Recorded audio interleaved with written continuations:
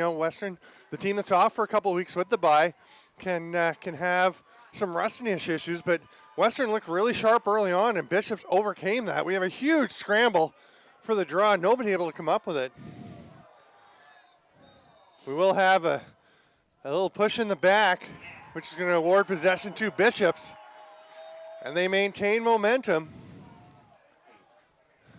Winquist looked like he might just take off for another burst to the net, but instead he pulls up under the watch fly of Austin Haber. Austin down low to Bateman.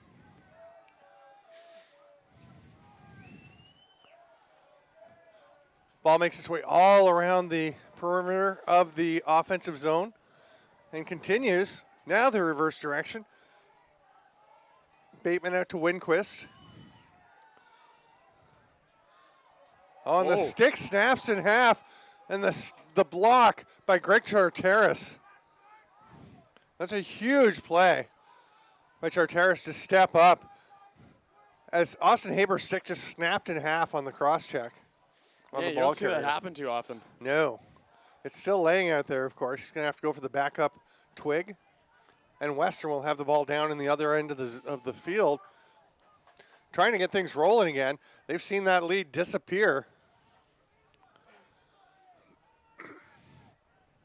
This Western team won't panic. They've got a lot of veterans, a lot of good leaders. And there's a shot from Patrick McCrory. We saw him get up earlier and get a great, I hope he got the assist on it, because he tapped the ball ahead to Tom Masterson for the one goal. And he was trying to get on the board himself with the goal there. McCrory plays for the Brooklyn Redmen in the Major Series Lacrosse summer season. Was drafted by the Peterborough Lakers, then released and picked up immediately by the Redmen, his hometown club. Played for the Whitby Warriors. When he took that shot there, especially with that big long pull, you could see the curve on the stick. There's some velocity behind that. Yeah, you can get a whip going on that with that long pole. Eh? It's a little hard to control the accuracy sometimes with that long pole. There's a shot, the save by Bigley, having to drop down to the side. A mid-to-mid shot by Nikolai Ferris for Western. Oh, that pass just gets away, but it's going to be tracked down. Great hustle by Bateman, but then the strip by Peter Hunt. Hunt having himself a game today as well. It's almost a little disconcerting seeing the black helmets on Western. You expect them to be purple. Maybe they are just a dark purple, but from up here, they certainly look black. They definitely look black, and their shorts kind of do too. Like, and even the numbers, you expect that all the extremities of their jerseys would be kind of like with their home team colors, but yeah, you can see a little more of the purple in the numbers, I think. But yeah, the accents on the shorts, you're right, have that bit of a black look to them.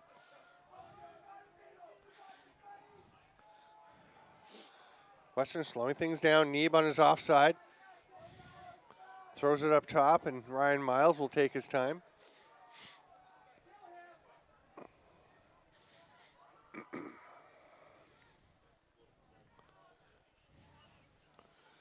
Masterson.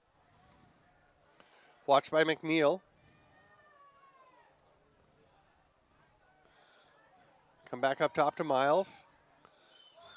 Western just moves the ball around so well. They look so poised out there and just...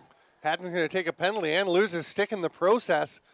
Western has an opening. The shot saved by Bigley and off the post.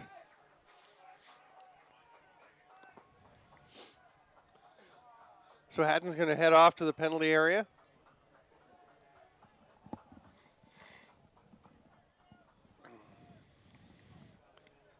Western will start with possession down behind the net.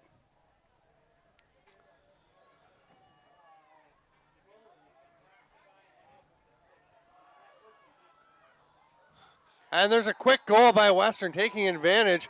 Ryan Miles takes the pass wide open on the far side of the net and tucks it past a helpless David Bigley. That goal was set up so long before it was even scored. Like, you could see the two of the Gators defenders came out and attacked the one man. He moved it down to this side of the crease, and then as they both followed, and it just left the guy wide open on the other side. They are down the one man, but they didn't even think to kind of keep keep him in check. Well, it is tricky when you're down a man, like you said. I mean, to stay on top of everybody, and in this case, it's Miles left alone on the far side, and that's about as dangerous a spot as you can leave someone. We're going to have a loose ball push again on Western, so Bishops will get the ball back after falling behind 8-7 here in the third quarter. I'm Steven Stamp with Sawyer Brock. Bateman behind the net to Dewar. Just going to put that right arm out to protect himself from Craig Charteris.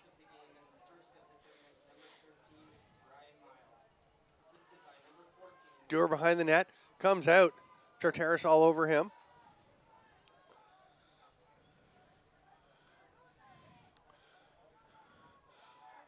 Malloy across.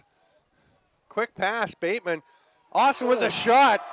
Nice catch in traffic by Mason Austin. And he just rips it home. What a goal. Great pass again by Bateman. We're going to have to check because that's going to be the second goal assist that Bateman's credited with. I'm sure he's got 3. Don't you think he's got 3? No, that should be the third that he's credited with. Yeah, I concur. He's assisted on both Malloy's goals. Exactly.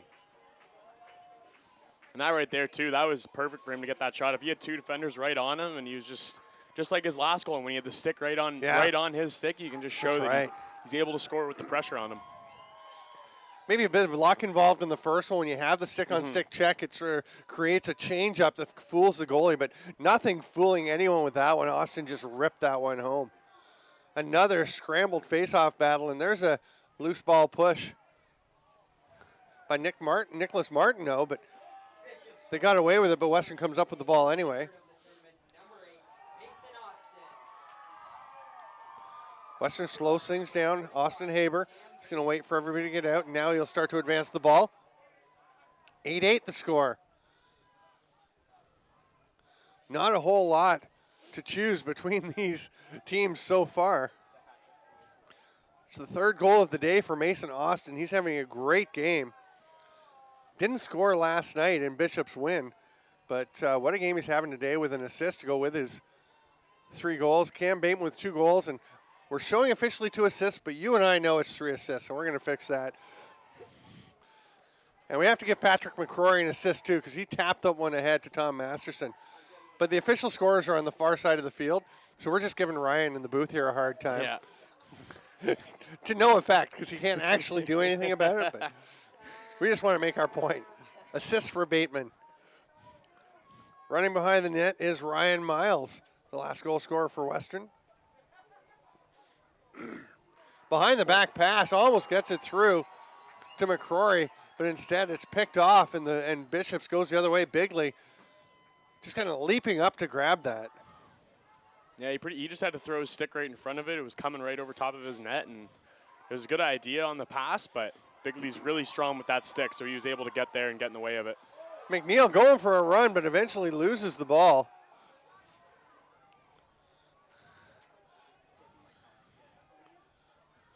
Western back the other way. Oh, there's an opening and a quick finish by McCrory. Just Western so good at pushing their advantage. When they get moving up the field, their transition game is so dangerous. They can be methodical in the offensive zone, but boy, that's just a great transition push. And it's been almost the exact same goal each time they've come down. Like that man is always open on the far crease. Just a great angle pass there. Again, Patrick McCrory getting what should be his second assist of the game. The long pole stepping up into the offensive zone, showing that he's got some mad skills up on the offensive end of the field.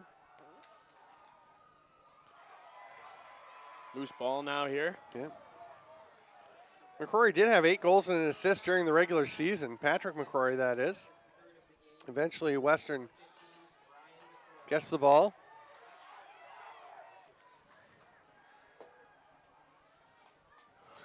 There's Patrick McCrory again. Oh, what a save. Bigley just gets enough of it. And then Nicholas Martineau, that was Nicholas Brands just clamping his stick down on the ball in the crease before it could go anywhere. The goal's been announced as Ryan McCrory. Patrick McCrory, it's a Patrick McCrory vendetta. They have taken away another assist from him. We're going to advocate hard for this to get Cam Bateman 1 assist and Patrick McCrory 2. Well, because Patrick McCrory's working so hard. He's the long pole. He's coming up into the offensive play, and he's really deserving of those 2 points. Peter Hunt with some defense. There's a quick jump shot. And it's going back up the other way. Charteris runs into one man. Right, trying to get it away, but McCrory gets it back, spins. He's going to let it fly, scores. Ryan McCrory with the spinning low shot. Just a tremendous play. And again, Western, when they have the chance to push the pace in transition, they're just ready to go to the net. McCrory comes all the way out to almost center to help get that ball, and then just the big thing is just throwing the brakes on as he plants that right foot in the ground to make the spin, and the defender just runs right past him. It's like a wide receiver in football. It just jams on the brakes, and the cornerback goes past him. All of a sudden, he's wide open. Yeah, and, like quick stop and go play. Yeah, great athleticism from Ryan McCrory, and it is 10-8, a 2-goal lead for Western, but Bishops has control of the ball as Etienne Bouchard comes away with it off the face-off once again.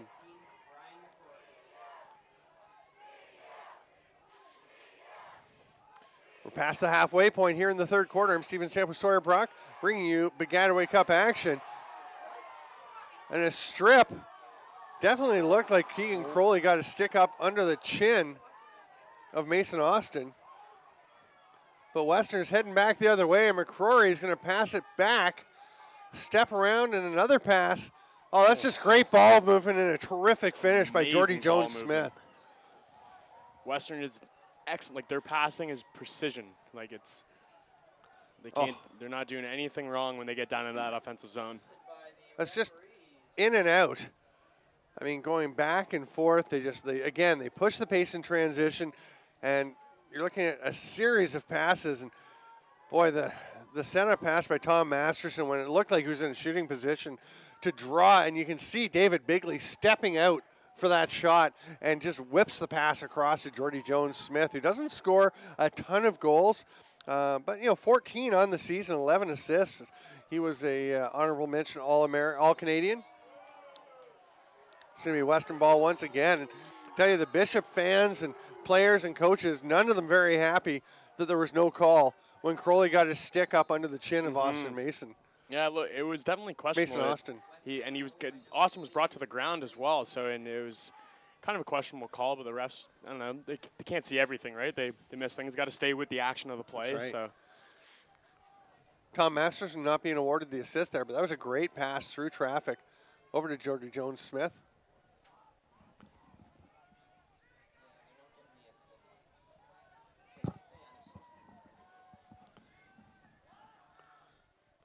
Masterson passes over to McCrory.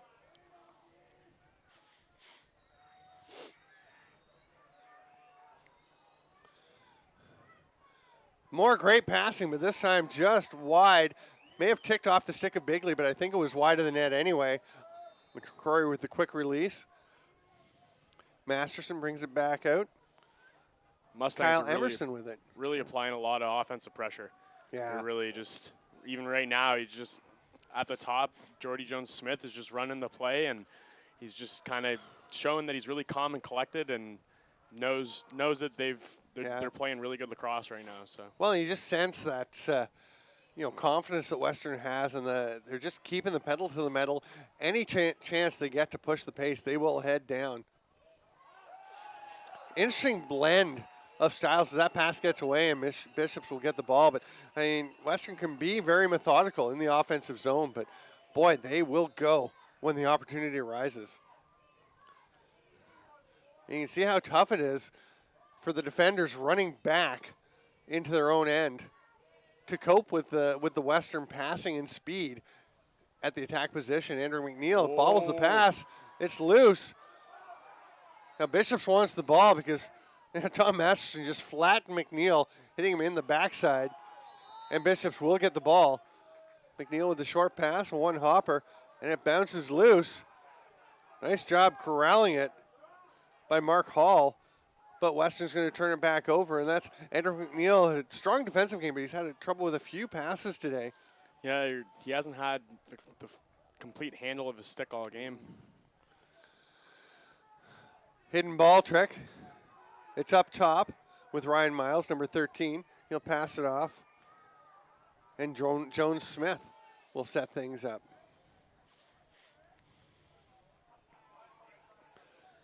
An interesting, good talk with Jordy Jones-Smith to write an article for the CUFLA website about he and Mitch DeSnew and Jamie Batten, the 3 CUFLA players drafted in this year's NLL entry draft. And he was excited about it. He was excited about the opportunity New England he'd get, but he was adamant and very clear that his first order of business is to win a national championship here at the Baggataway Cup. His focus was unquestioned that this is where he wants to be right now. Yeah, he's not even thinking about the future. He's right in the present and playing a very good game right now to show that he wants that win. He wants that championship. He's going to slip down to the goal line extended as Miles goes behind the net. Watched by Hall there. Passes it out. There's some room. Nice little duck and drag in the goal. That's a beauty by Sam Neeb. That was a really nice angle to get around the defender there. Made him bite hard on the first little move and just quicken around. And I'll tell you, Neeb, with 13 goals during the regular season, there's so many guys on this team that can score so many weapons. We talked about Cody Ward with 32 goals, Ryan McCrory with 33. Tom Masterson with 14. 14 for Jordy Jones-Smith and 13 for Sam Neeb. It's just a really spread, diverse attack. And, we mentioned even Patrick McCrory with 8 goals coming from his long pole position. Bouchard pulls it back between his legs, but again, the draw scrambled. Crowley going after it.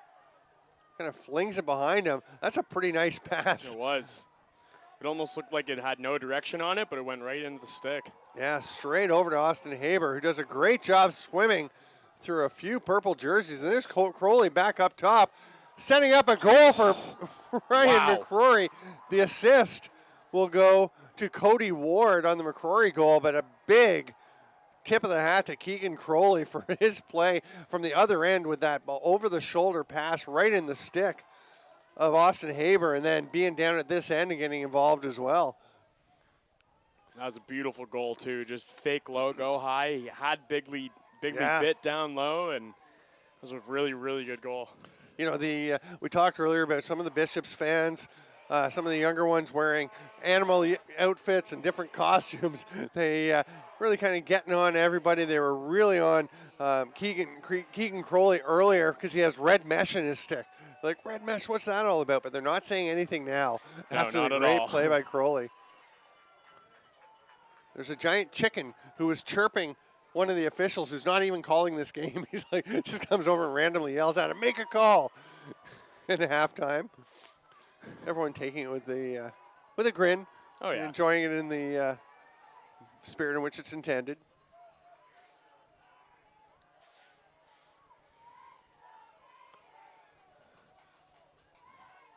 Right over to Dewar. Winquist behind the net. Malloy's going to throw it up to Austin. And just about everybody's touched the ball. Dewar and Malloy slip into the crease area, as does Austin, and Winquist will throw it to Malloy, who steps out wide. McCrory on him.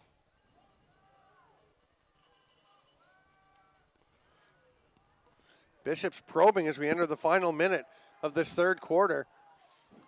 Joel Wright's got it. He's coming into some open space, but it's closed quickly by Michael Moriyama. Winquist, pass across. Low shot, saved by the butt end of the stick of Manraj Najjar. Bishops gets it back. We're going to have a call. It's going to be Bishop's possession. 30 seconds to go.